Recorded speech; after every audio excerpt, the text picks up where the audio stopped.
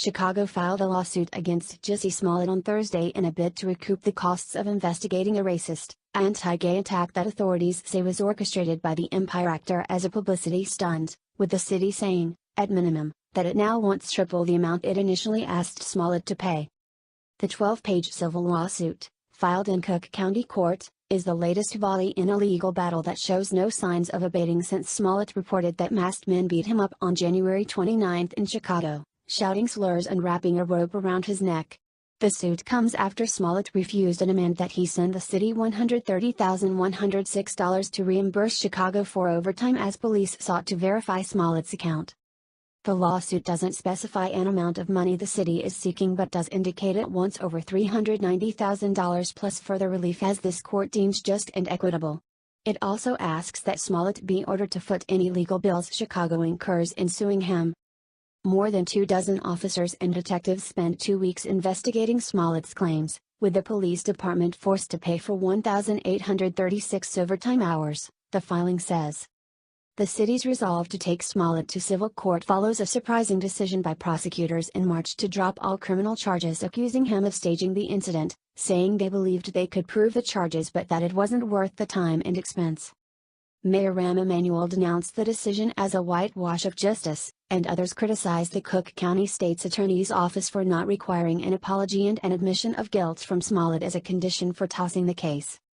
The complaint, written by City Hall's top attorney, Edward Siskel, lacks the hard-hitting language and denunciations of Smollett by Emanuel. It's devoted primarily to describing the allegations already spelled out when Smollett was charged in late February. Smollett, who is black and gay, maintains he has told the truth from the beginning.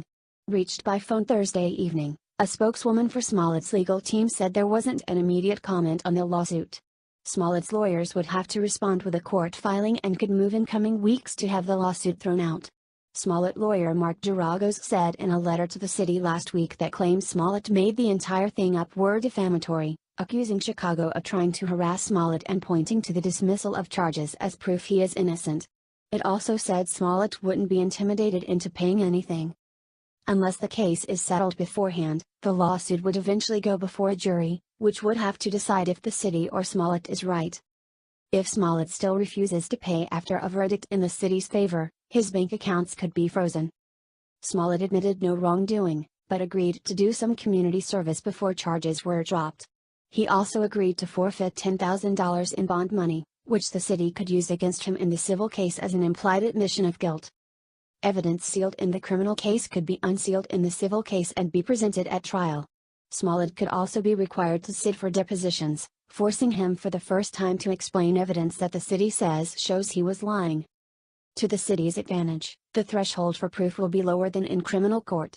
The city won't have to prove beyond a reasonable doubt Smollett staged the attack in civil court, only that it's more likely true than not true that he did.